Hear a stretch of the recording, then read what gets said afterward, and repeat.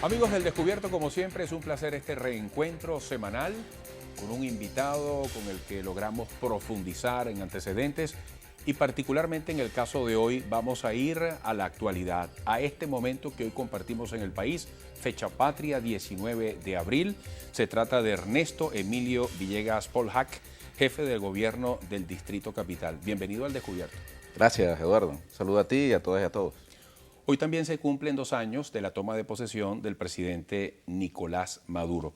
Vamos a decir que Ernesto Villegas Polhack es periodista, político, escritor venezolano, fue ministro del Poder Popular para la Comunicación e Información desde octubre de 2012, un 13 de octubre de 2012 hasta agosto de 2013 y fue candidato a la Alcaldía Metropolitana de Caracas.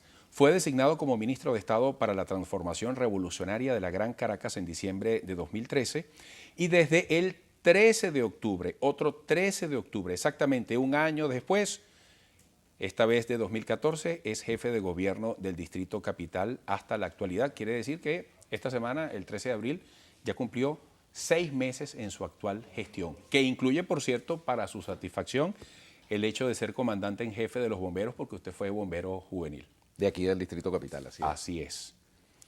Hablemos de la transición que le tocó vivir cercanamente al presidente Chávez, que apenas venía de ser reelecto. Lo nombró a usted al frente del despacho de comunicación e información y sobreviene toda esta situación de agravamiento de su salud, toda la expectativa que dentro y fuera del país generó el saber cómo iban las cosas, hasta que termina con su deceso y todo lo que viene después para que Nicolás Maduro, en unas elecciones igualmente sobrevenidas, llega a la presidencia de la República y quisiéramos saber qué acento, qué profundidad en la experiencia le ha dejado todo esto. Bueno, ha sido un tiempo sumamente intenso para todas y para todos los venezolanos. Para mí en lo personal, pues, una experiencia inesperada. Pues, como te decía antes del programa, yo ejercía como director del diario Ciudad Caracas, de la Alcaldía de Caracas, un periódico creado por Jorge Rodríguez, y el comandante Chávez, una vez que gana las elecciones del 7 de octubre del 2012, pues me designa ministro de Comunicación e Información, de modo que era una incursión, un estreno para mí en esas responsabilidades de ese nivel y se combinó esa condición de estreno con toda una situación inesperada que es la enfermedad y posterior fallecimiento del comandante Chávez. Una situación única, inédita, no deseada, que tuvimos que administrar, gerenciar comunicacionalmente, junto con el entonces vicepresidente Nicolás Maduro, quien dio todas las instrucciones. Y bueno, creo que nosotros contribuimos con aplomo, con serenidad, con información, a que el pueblo venezolano pudiera tramitar ese dolor tan intenso, digamos, ese desconcierto tan intenso, esa incertidumbre tan intensa, de la mejor manera. Tramitar el dolor, el luto, el duelo y avanzar. Creo que esa contribución histórica algún día será reconocida por aquellos mezquinos, ¿no?, que no valoran el que justamente el tránsito de la revolución bolivariana por el camino electoral pacífico por el que va es la mejor garantía de estabilidad para sus familias, para sus actividades diversas, para la patria en la que vivimos todas y todos. En algún momento la historia hará justicia con este tiempo tan intenso que vivimos los venezolanos, que logramos empujarlo y tramitarlo por el camino institucional, electoral, constitucional. Sobre ese punto y en este mismo espacio, hace un año exactamente, el presidente Maduro me decía que en un año le había tocado quizás lo que le tocó en toda su trayectoria o más que eso al propio Hugo Chávez Frías. Hoy se está sumando otro año, son 2 ya en la presidencia de Nicolás Maduro y has estado muy cerca de él. ¿Cómo definirías el abordaje de la circunstancia que hoy incluso tiene el país en un alto estado de tensión ante evidentes dificultades el liderazgo de Nicolás Maduro, ¿qué matices, qué evoluciones, qué pasajes pudieras resaltar en cuanto a lo que ha sido esta experiencia?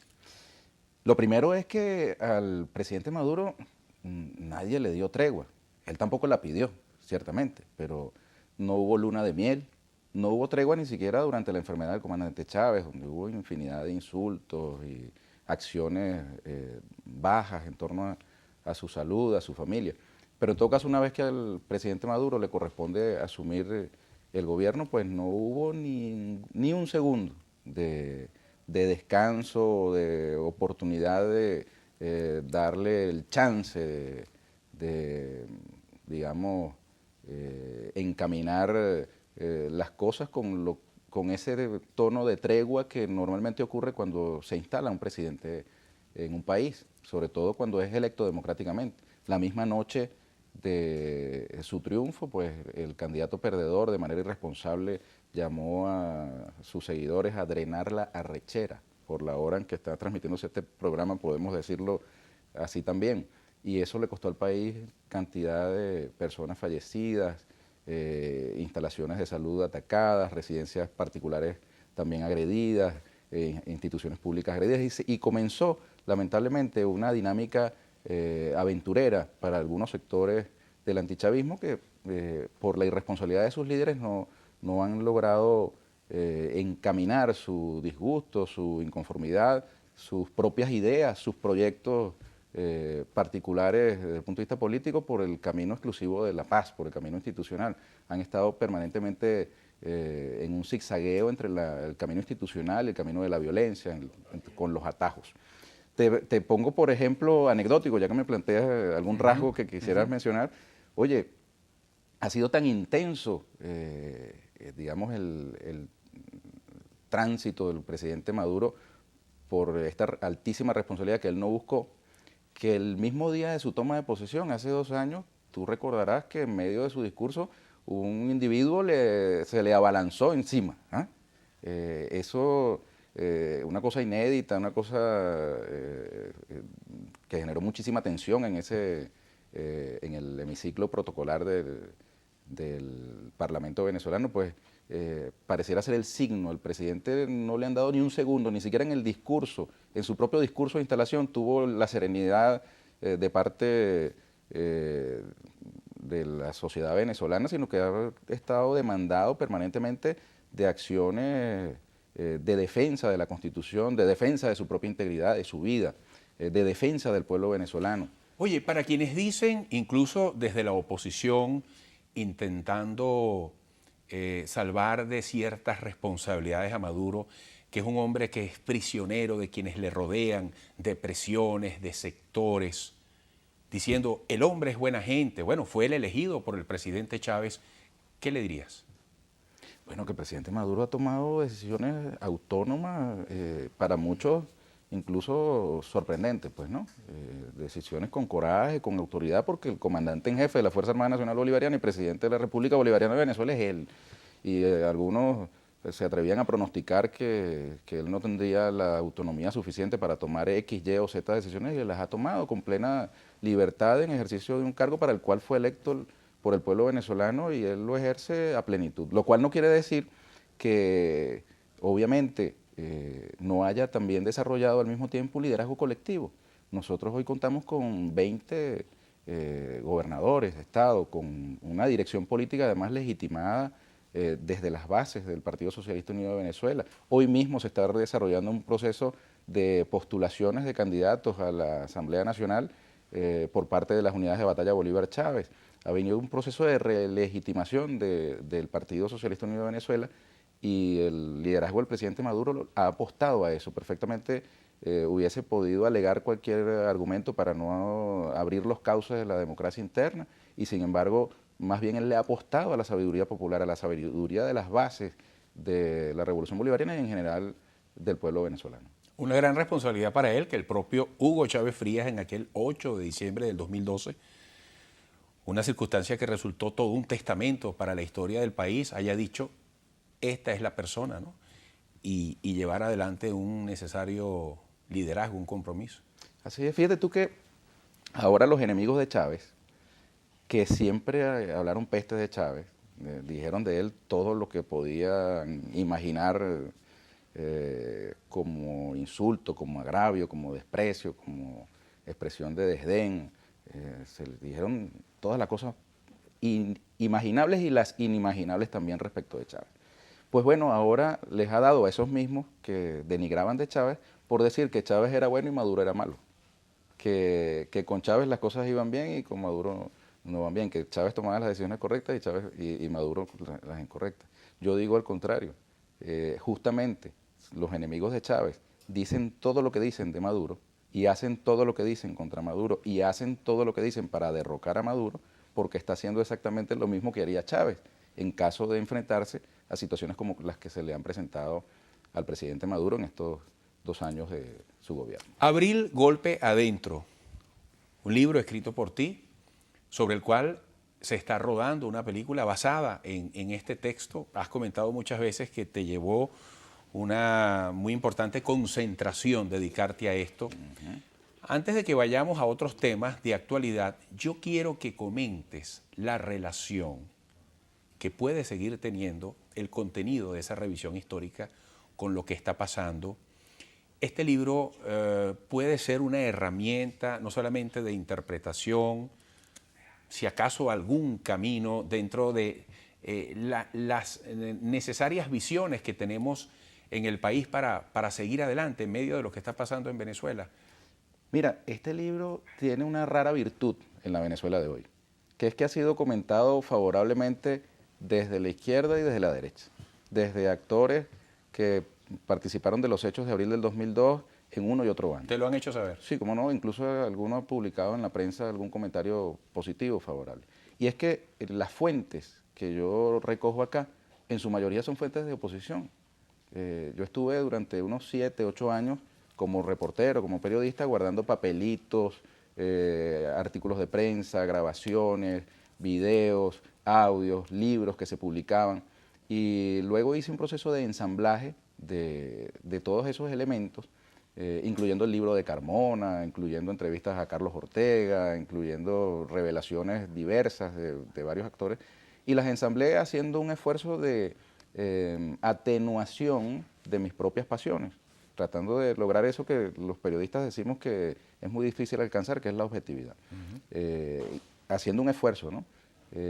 Por supuesto, perfectible, acepto cualquier crítica y aporte. Tu propia experiencia es interesante.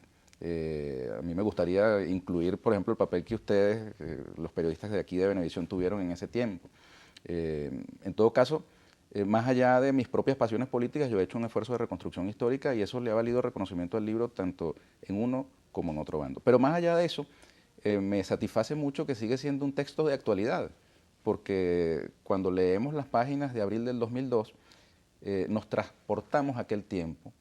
Tus 47 horas no fueron idénticas a las mías, ni a las de Carmona, ni a las de Chávez, ni a las de Lucas Rincón, ni a las de el general Rosendo, ni a las de la señora Petra que vive en Petare. Cada una de esas 47 horas fueron únicas. Y la lectura del libro te transporta a las tuyas, a tus 47, y me transporta a mí a las mías. Creo que hoy leer estas páginas, recordar lo vivido, es un ejercicio de actualidad, porque aquí hay las lecciones para el tiempo que vivimos. Por ejemplo, digo una sola cosa. No, déjame esa sola cosa para el regreso, para que puedas profundizar un poco más y sigamos recorriendo el presente en esta relación siempre necesaria entre las cosas que han ocurrido y las que están pasando. Regresaremos con el jefe del gobierno del Distrito Capital, Ernesto Villegas Polhac.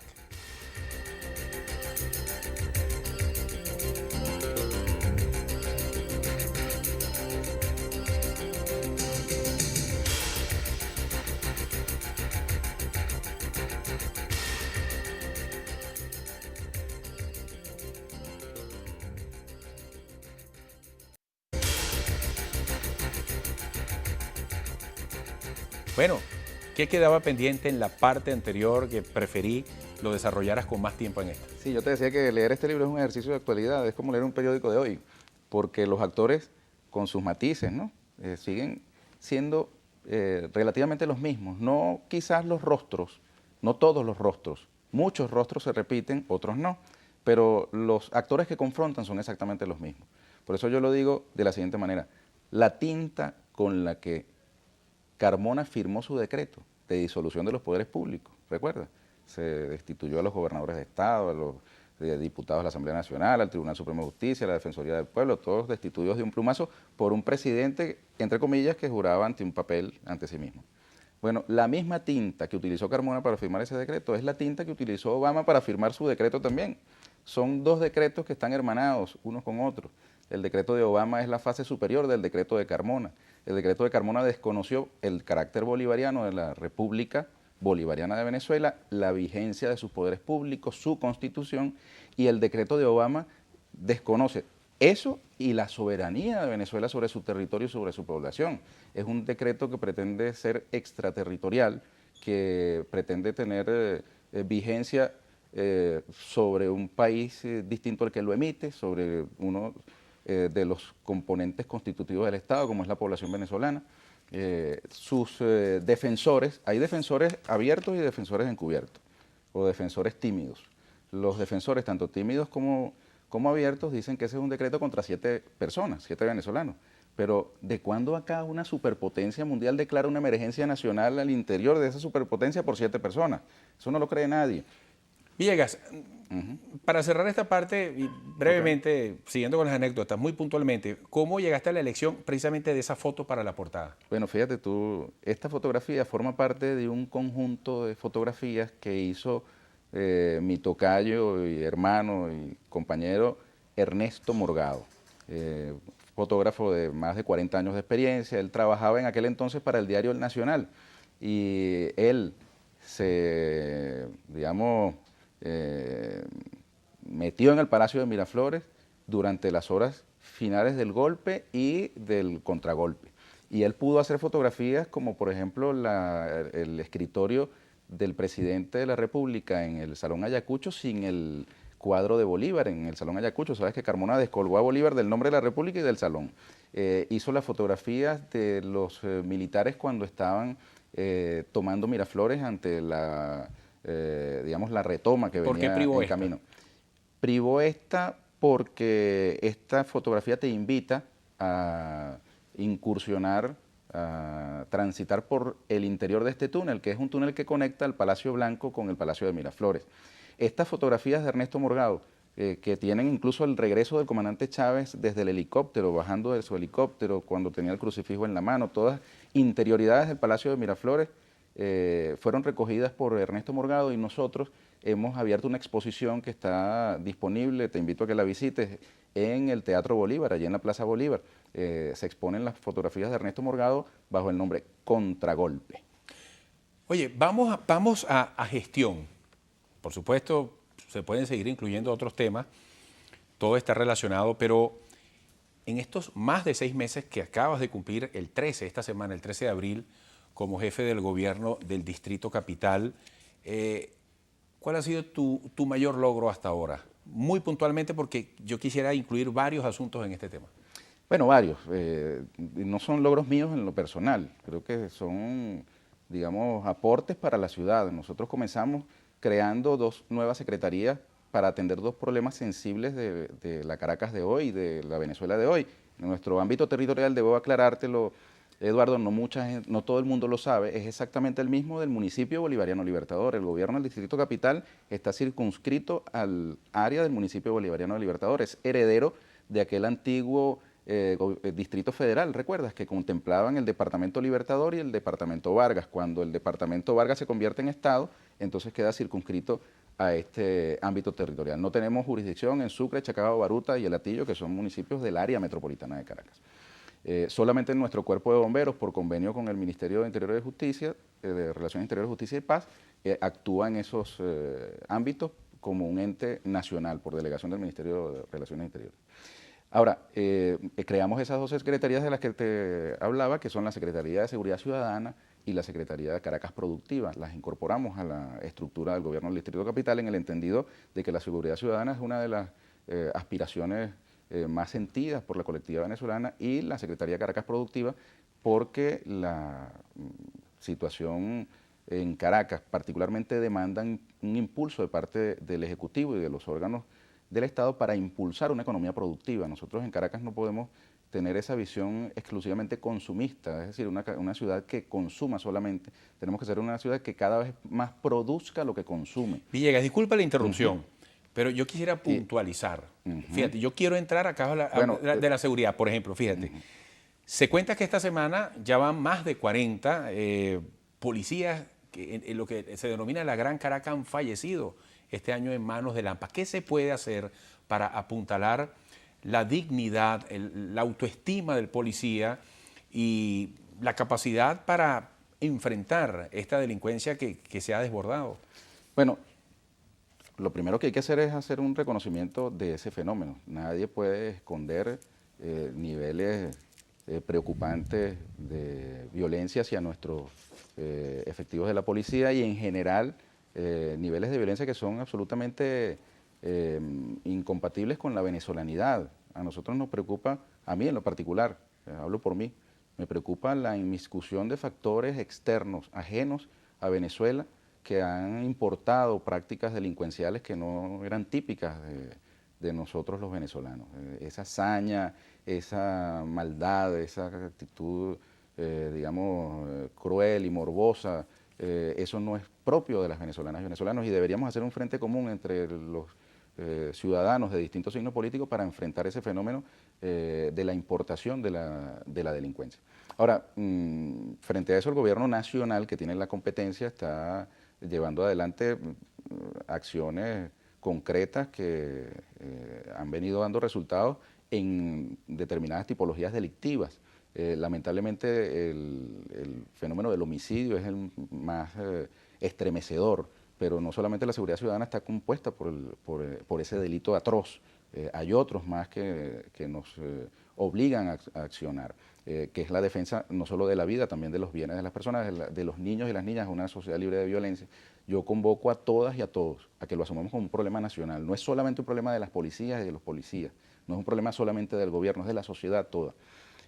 Quiero decirte además que en la medida en que nosotros impulsemos una economía productiva, también nosotros incorporaremos a la productividad a franjas de nuestra población que lamentablemente son incitadas, invitadas a la riqueza fácil, a la búsqueda de un atajo, de una oportunidad, de un golpe de suerte, que lamentablemente es una contracultura que tenemos, esa inclinación de algunos a que en lugar de obtener cosas por la vía del trabajo, la podemos obtener arrebatándosela a otro, incluso arrebatándole la vida a otro, o tomando atajos absolutamente inaceptables. Buena parte del problema, en mi criterio, yo no soy especialista en el área, está en el hogar. Y por eso tenemos que enfrentar fenómenos que quizás no son policiales, no son acciones policiales las que te voy a mencionar, pero por ejemplo, el embarazo prematuro, el embarazo precoz. Nosotros estamos desarrollando en nuestras escuelas distritales, tenemos 104 escuelas del gobierno del Distrito Capital, líneas de acción para la prevención del embarazo precoz. En la medida en que nosotros además creamos, como hemos creado alrededor de la Secretaría de Seguridad Ciudadana, la Brigada Infantil y Juvenil del Distrito Capital, en los urbanismos de la Gran Misión Vivienda Venezuela, para que los chamos de los urbanismos de la Gran Misión Vivienda Venezuela puedan conocer rudimentos básicos de rescatistas, de parte de nuestros funcionarios de protección civil, de bomberos, de parte del Cuerpo de Bomberos, de la Guardia Nacional Bolivariana en el área ambientalista. Esos chamos que los estamos invitando a participar de esta brigada, que se los arrebatemos a la tentación del delito, ya nos está garantizando que ese chamo con esa inclinación, con esos rudimentos, pueda tomar el camino del bien en su formación como ciudadano y alejarse del vicio, alejarse de esa tentación de la vida. Ernesto Villegas, en la próxima parte quiero que hablemos de la Torre con Finanzas, quiero que hablemos del Sambil, la vivienda, el hábitat, misión, vivienda, todo eso entra en juego en el esfuerzo por una mejor convivencia, por una ciudad más desarrollada, más amable, más segura, más pacífica. Regresaremos al descubierto.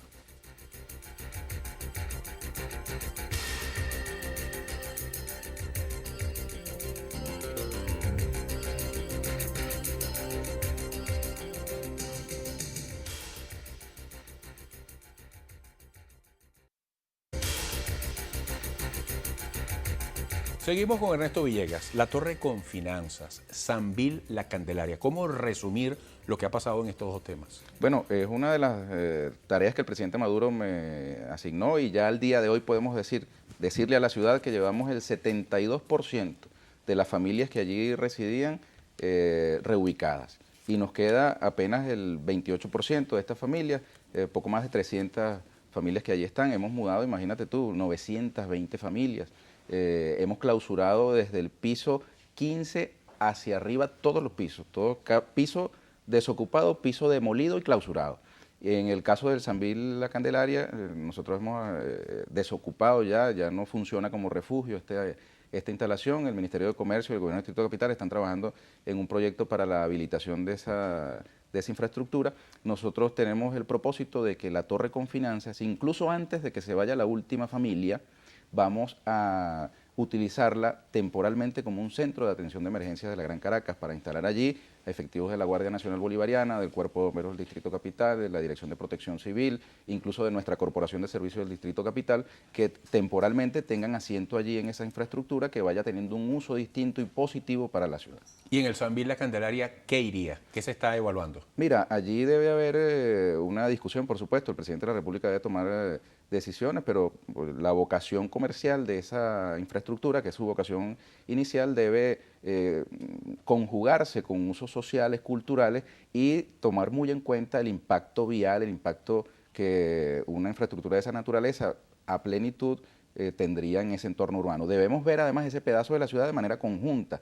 La Torre con Finanzas está apenas una cuadra del Sambil La Candelaria y ya hay una situación comprometida de tráfico, de tránsito vehicular que debemos contemplar y creemos sobre todo en el peatón, en el ciudadano de a pie. Nosotros tenemos el plan de intervención de esa zona para agrandar las aceras, que tengamos facilidades. Incluso hay un proyecto que todavía no goza de consenso, debe discutirse entre los factores de la ciudad, que es intervenir las vías de esta zona, incluyendo el elevado, para, tener soluciones viales que impidan que la habilitación de estos espacios resulte más bien una mala noticia para la ciudad. Debemos tomar las decisiones adecuadas para que la puesta en funcionamiento de ambas estructuras sea armónica y sea positiva para los ciudadanos. Villegas, para el cierre, un mensaje en este momento, hoy 19 de abril, 2 años de la toma de posesión del presidente Nicolás Maduro. Hay muchas expectativas con las dificultades económicas, particularmente que hay en la Venezuela de hoy. Mira, la fuerza de la victoria de Venezuela en Panamá debe utilizarse y la vamos a utilizar para que también se convierta en la victoria de Venezuela aquí adentro frente a la guerra económica y los desafíos que se le presentan a la ciudadanía venezolana en cualquier ámbito. Esa fortaleza que ha mostrado Venezuela, acompañada por 33 países del continente, que ha logrado, aislar a los factores más retrógrados de la derecha estadounidense, lamentablemente, posesionados hoy alrededor del presidente Obama, que es prisionero de esos factores, pues esa fuerza que ha mostrado este país modesto, pequeño, también se va a usar y la estamos utilizando y sé que vamos a coronar con la victoria para derrotar los desafíos que se nos presenten en cualquier terreno, incluyendo el económico. Gracias por esta visita, mucho éxito. Gracias, Eduardo. Hasta pronto. Seguro, igualmente. Ernesto Villegas Polhac, jefe del gobierno del Distrito Capital, hoy con ustedes y nosotros en Al Descubierto. Gracias por la compañía y como siempre, que tengan todos una gran semana.